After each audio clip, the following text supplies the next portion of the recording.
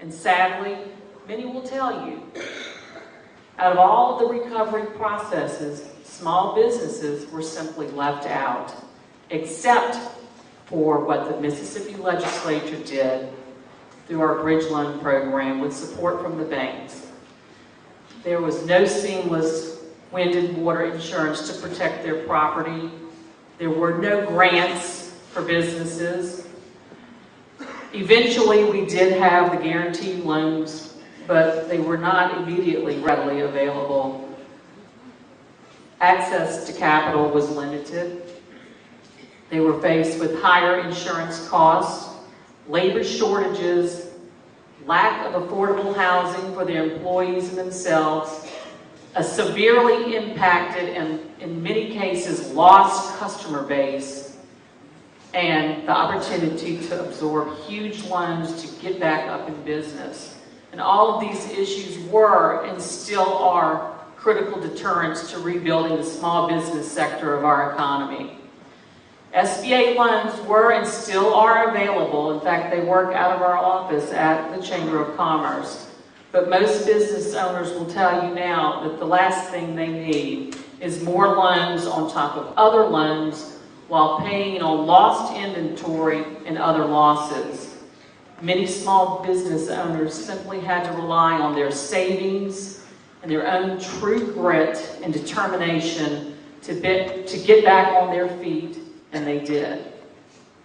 The question today is this: how long can they survive without affordable insurance? Besides limited access to insurance, cost is also an issue. Even the landmark legislation our Mississippi legislature passed this year, rates through the Mississippi Wind Pool are at 144% increase for some business owners. Others have seen rates triple. One church in downtown Bay St. Louis has over 336% increase. His premiums went from $20,000 to almost $70,000 for a church. These small business owners are the champions, and if you don't mind, stand with me while I tell your story. So the stories and statistics I'm sharing with you are from the grassroots, the very heart and soul of our nation's economy. Another small business retail owner admits the reduced interest rates on the SBA loans are great, but it simply does not make up for the increased cost of insurance. There must be ways to offset the increased cost of doing business through grants or no-interest loans, he recommends. As he worked to rebuild his building, he lost 14 months of commerce. Insurance costs are killing the rebirth of the Mississippi Gulf Coast, one local CPA said. Before Katrina, his office insurance rate was $616 per month. Now, he says, the premiums are $1,700 per month. He also says when looking at insurance rate increases of small businesses, you are not dealing with apples and apples. Pre-Katrina, the policies covered more things like loss of income, so the rates have tripled and the coverage is less. Another issue he points out is the demands insurance companies are placing on small business that make it prohibitive to rebuild.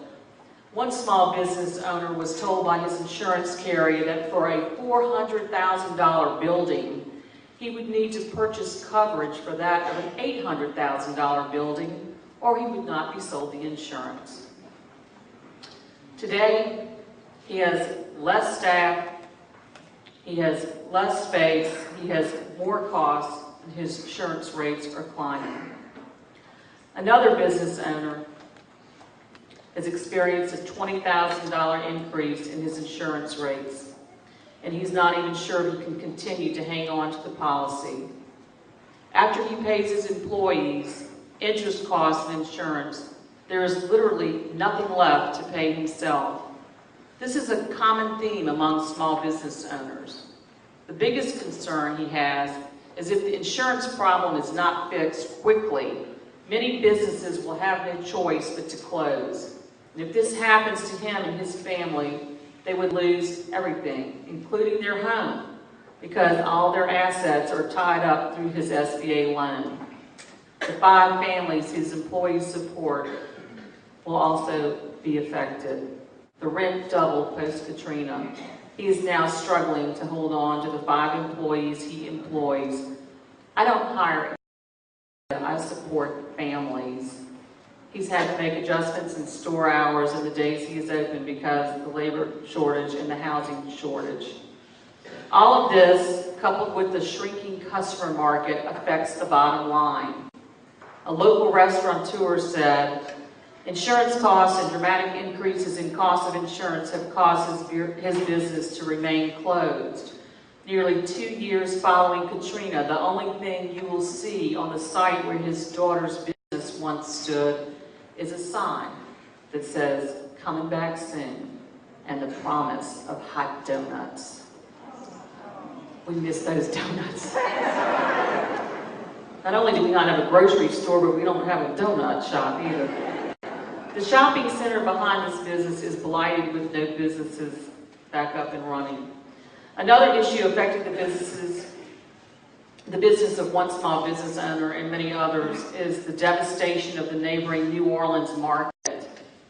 Many businesses are dependent upon the second home weekend traffic, and this market loss contributed to the decision one longtime business owner made to simply retire and not reopen after more than 35 years.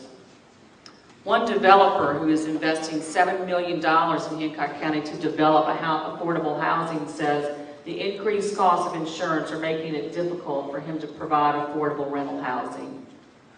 And these costs are being passed along to the consumer.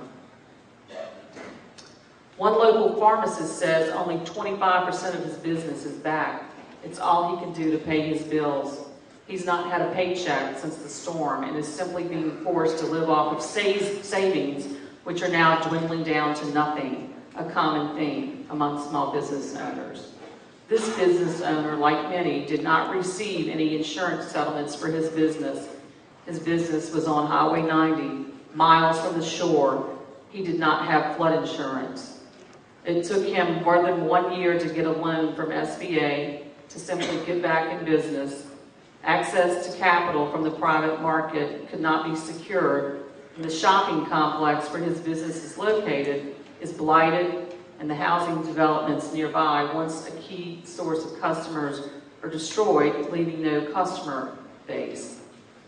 When asked why he stays, he simply says, I've lived here all my life. It's too hard to start somewhere else where no one knows me. He's counting on people coming back, and in the meantime, he and his mother and brother survived, living above the pharmacy. Now, these are just a few stories, and thank you to the business community for standing with me as I share this, because, you know, as the Chamber of Commerce Director, I like to focus on only the positive things, but today we have to talk about what's really happening in our economy.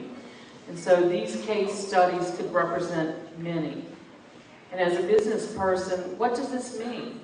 Should I cut costs? Should I raise prices? What do you do if you cannot compete in the marketplace? Do you go out of business? We believe we must turn to you, the members of Congress, to fix the insurance mess that we are in. We need one seamless wind-water insurance protection now.